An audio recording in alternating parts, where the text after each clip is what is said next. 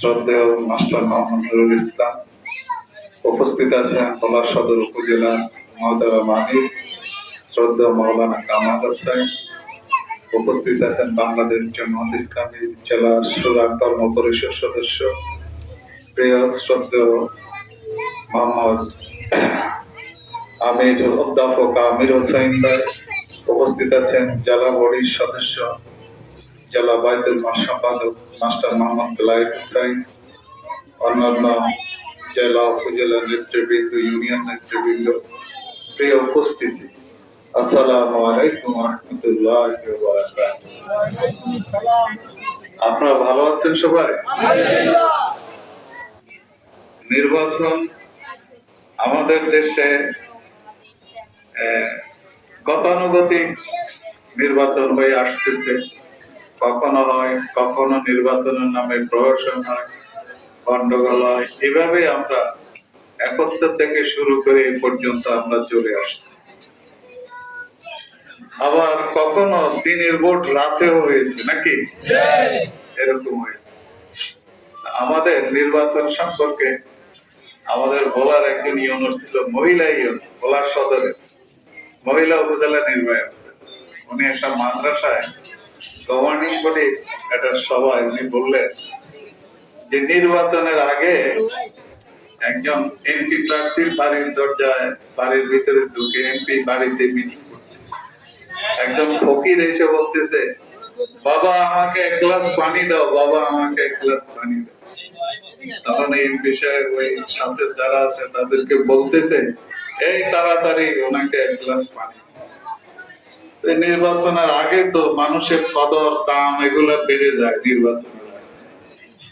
তখন ওনাকে যখন পানি দেওয়া শুরু করছে, ওই বিষয়ে বলতে, ওই যে ফ্রিজের যে ইয়ে আছে, কোল্ড ড্রিঙ্কস আছে, ওখান থেকে একটা বাইর করে।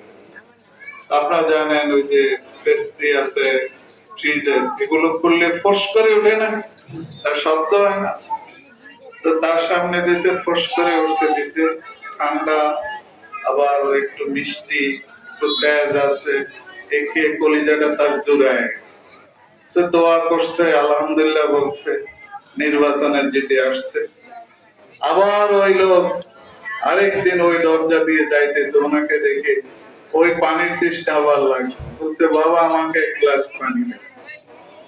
তখন এবার বিরক্তি স্বরে বলতেছে, এক গ্লাস পানি নিয়ে, ওনারা দেখতে এক গ্লাস পানি দেওয়া যায় কিনা, এক গ্লাস পানি দিচ্ছে।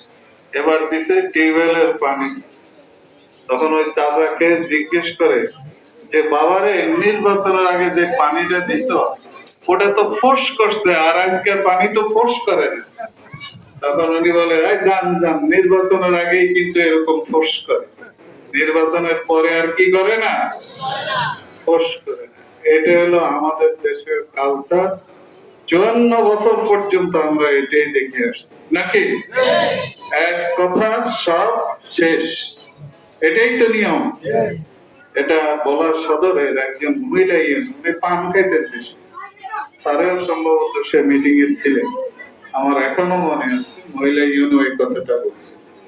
সম্মানিত উপস্থিতি, তো আমরা যে কথাটা বলতে চাই, আসলে আল্লাহ রাব্বুল আলামিন এই দেশটাকে আমাদের বিশাল একটা নিয়ামত আমাদেরকে দিচ্ছে।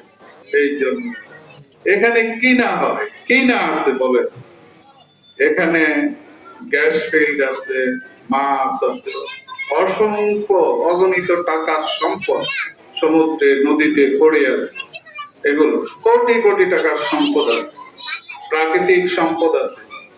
এই ভোলাকে যদি আপনি চিন্তা করেন, যে প্রাকৃতিক সম্পদ আল্লাহ গ্যাস দিয়ে রাখছে, এই গ্যাস দিয়ে যদি আমরা শিল্প নগরী তৈরি করতে পারি ভোলাতে, এখন আপনারা চিন্তা করেন শিল্প নগরী হইতেছে ভোলাতে, এই যে ডিসিকের ইয়ে হয়ে গেল, তারপরে শেলটেক হইলো, প্রাণ আরএফএল বিশাল এরিয়া নিয়ে কাজ শুরু করলো, এটা আলটিমেটলি ভোলা একটা শিল্প নগরী ইনশাআল্লাহ হয়ে যাবে।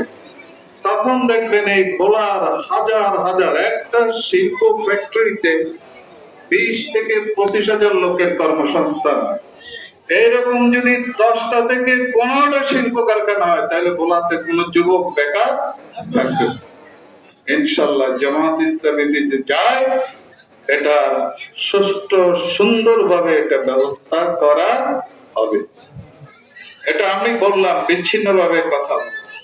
তাহলে আমি যে কথাটা বলতে চাই যে বোলার সম্পদ দিয়ে যদি বোলাকে যদি সাজানো যায় ইনশাআল্লাহ এটা সম্ভব। কিন্তু অত্যন্ত দুঃখজনক ভাবে সত্য যে বাংলাদেশে এত প্রচুর পরিমাণ সম্পদ, এই সম্পদ যদি চুরি ডাকাতি মিসইউজ যদি না হতো, পাচার যদি না হতো, তাহলে বাংলাদেশের অর্থনীতিকে যদি সুন্দরভাবে ঢেলে সাজানো যেত, তাহলে 5 বছরের ভিতরে ইনশাআল্লাহ বাংলাদেশ থেকে গরিবি পালায় যেত। ঠিক কিনা বলেন?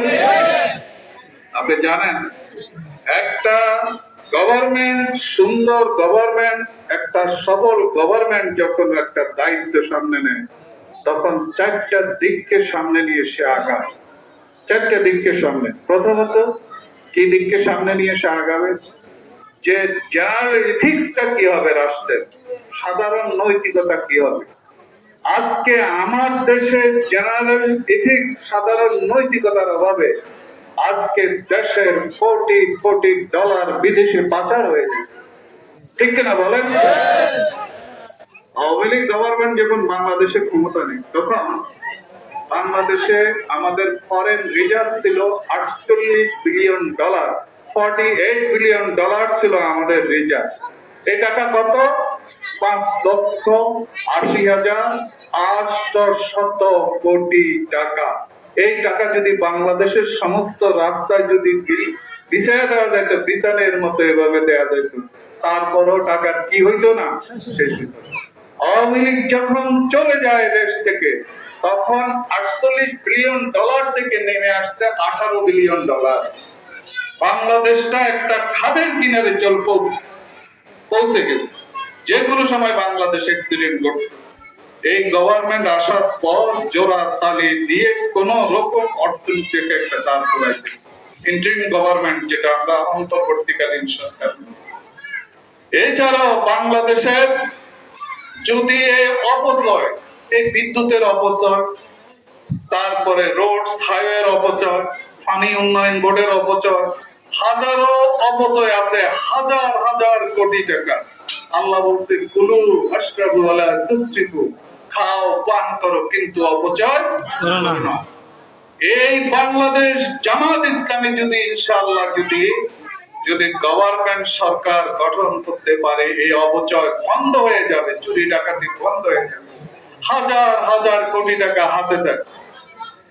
এই জাল এথিক্স যদি থাকে মানুষের ভিতরে, তাহলে এটা শিক্ষা ব্যবস্থার ভিতরে যেভাবে এটা পরিবর্তন করে ইনশাআল্লাহ 5 বছরের ভিতরে রাষ্ট্রটাকে দাঁড় করানো।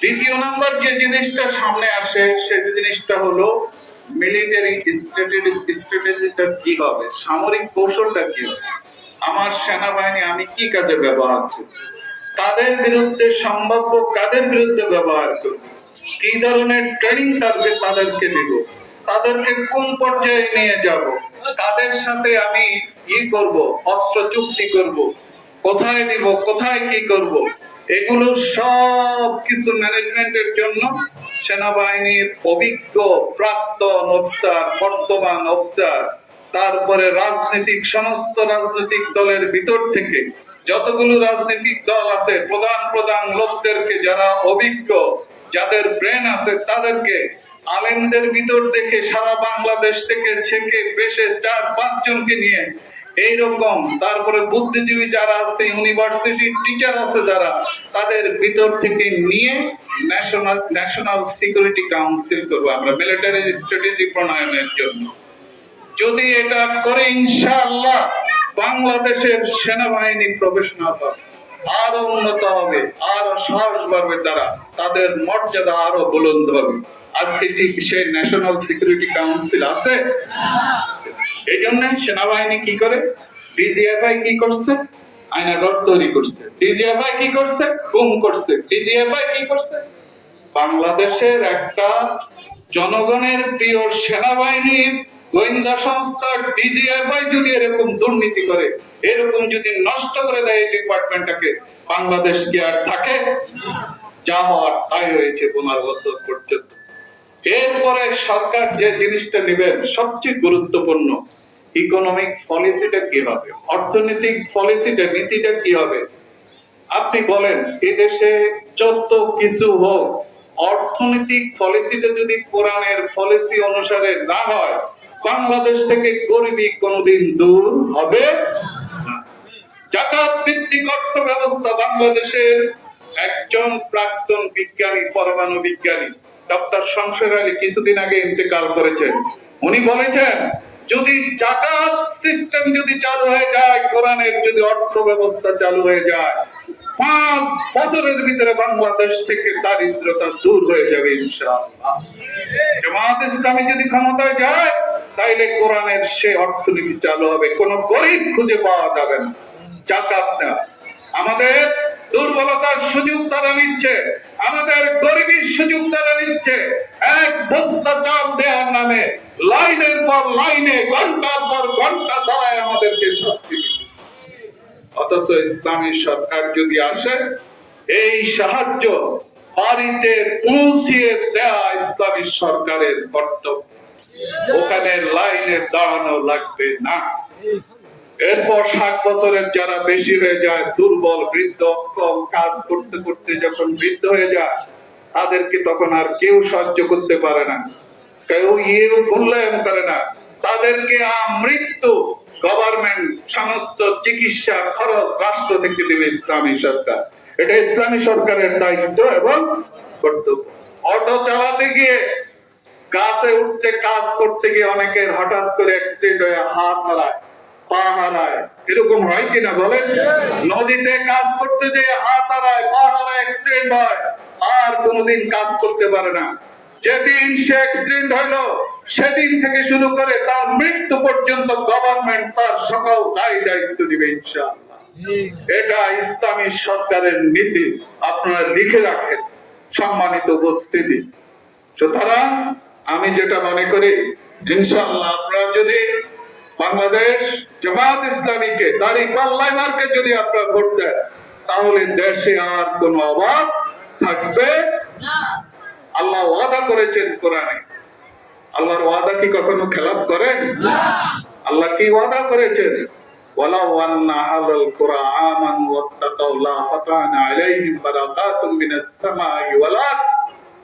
যদি কোন দেশের জনগণ ঈমানওয়ালা সৎ যদি হয়ে যায়, মুত্তাকি হয়ে যায়, আল্লাহর জমিনে আল্লাহর আইন প্রতিষ্ঠা করে, কোরআনের আইন প্রতিষ্ঠা করে, আমি ওই দেশের লোকদের জন্য অবশ্যই অবশ্যই আসমান এবং জমিনের সমস্ত রিজিকের দরজাগুলো খুলে দেয়।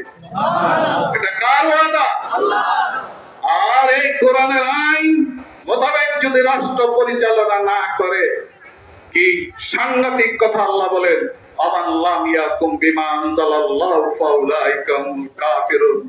আমার দেওয়া যে আইন, কোরআনের আইন দিয়ে যারা রাষ্ট্রের সমাজে বিচার ফয়সালা করে না, তারা কাফের। এই কথা কে বলেছে?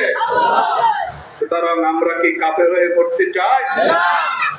আল্লাহর রাসূল বলেন, এক লোক, ইমানদার লোক এই অবস্থায় মারা গেল মোমেন, সে আল্লাহর জমিনে আল্লাহর দিন প্রতিষ্ঠার সংগ্রামে চেষ্টা করে নাই, আল্লাহর জমিনে কোরআনের আইন প্রতিষ্ঠাও মনে মনে তামান্নাও তার ছিল না, অবস্থায় ইন্তেকাল করেছে।